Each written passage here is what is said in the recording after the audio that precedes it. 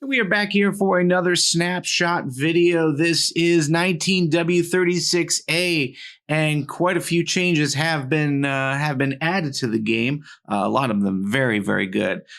First is something that doesn't necessarily occur to me or used by me, but the obfuscation maps are now published with all future releases of the game.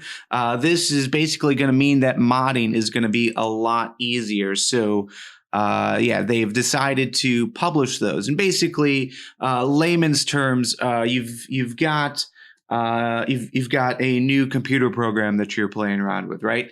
And you can go ahead and you can push all kinds of buttons and see how things are going to work. But having an actual manual is relatively nice to have. So this is basically going to be giving, instead of hiding everything behind code, Minecraft is now going to basically release all of the manuals, all of the documentation for those who are building mods. So Forge, Tekkit, the paper mod, anything like that. So if your server is running anything like that, when new updates come out, it's going to be a lot easier for those who develop that to be able to make changes, be able to find what they need to go ahead and make those customizations. Another thing is that there's going to be some added features found in other Minecraft editions. So basically your parity. So a lot of stuff that was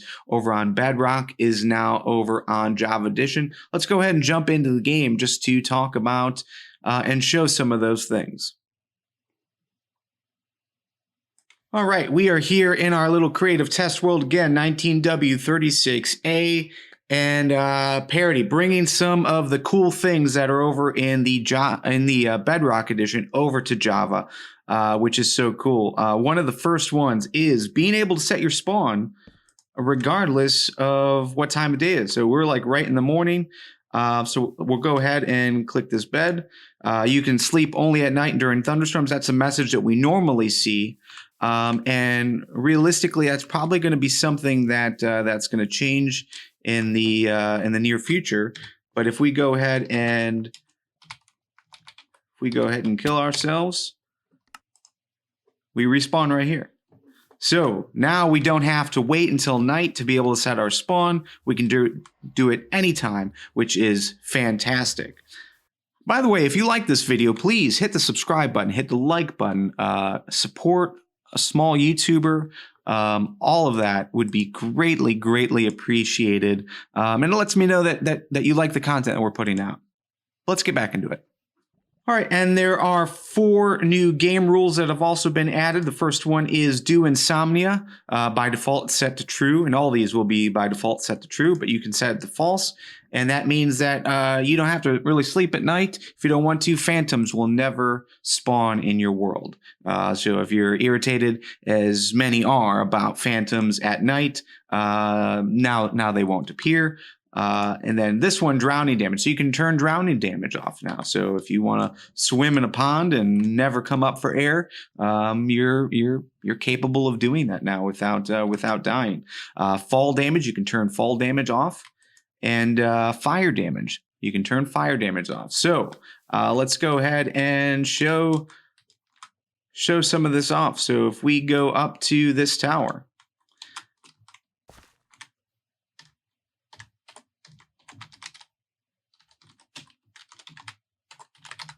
and we go into survival mode and we fall down, we instantly die, right? But if we go ahead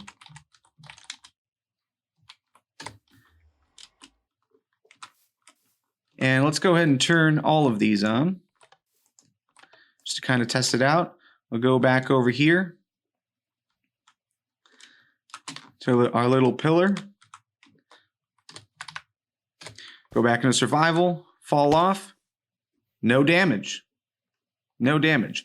Now, fire. So fire damage. We can stand in fire, never take damage. Now, there is, and obviously this is really strange. Oh man, the sight of this. But that doesn't mean that other things that normally would cause us damage that involves fire will not work. So let's go ahead, remove fire from us, okay? And if we go into lava, we're still going to take damage in the lava. But once we get out of lava, even though we are on fire, we are not taking any more damage.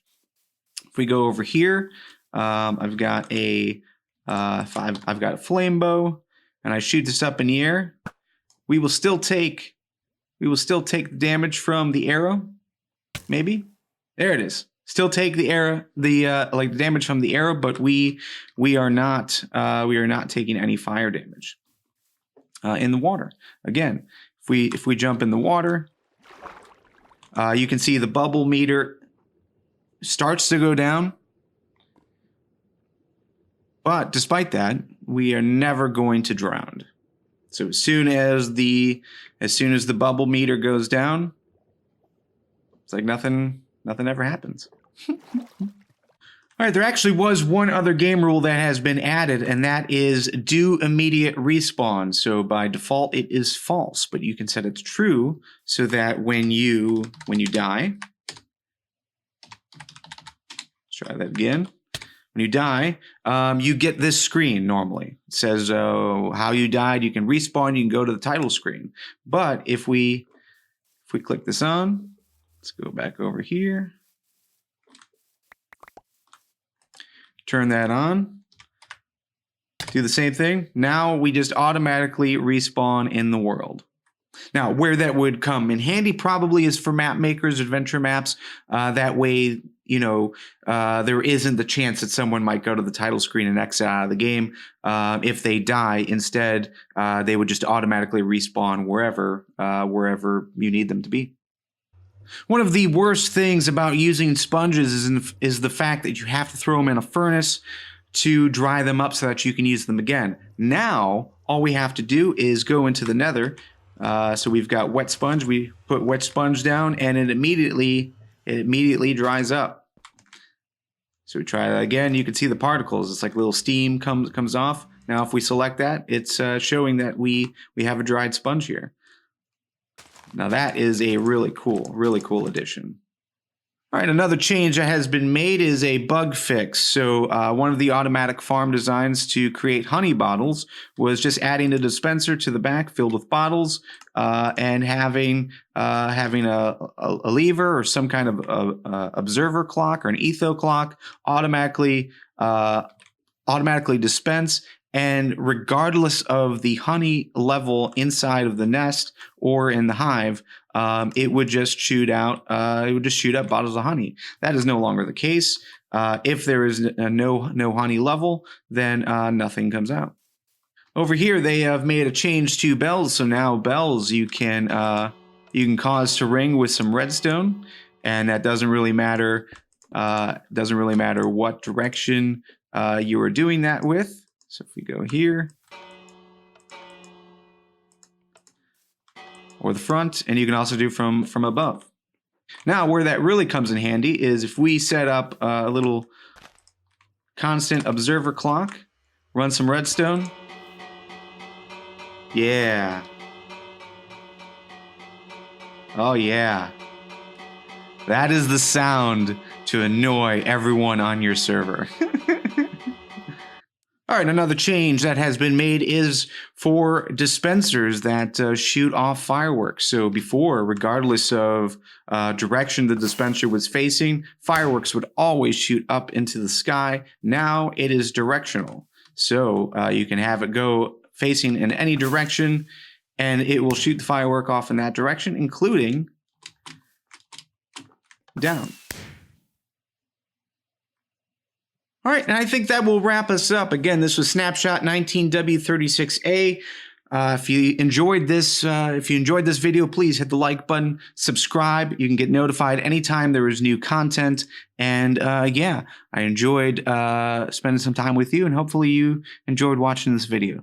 We will do this again next Snapshot. Can't wait. See you then.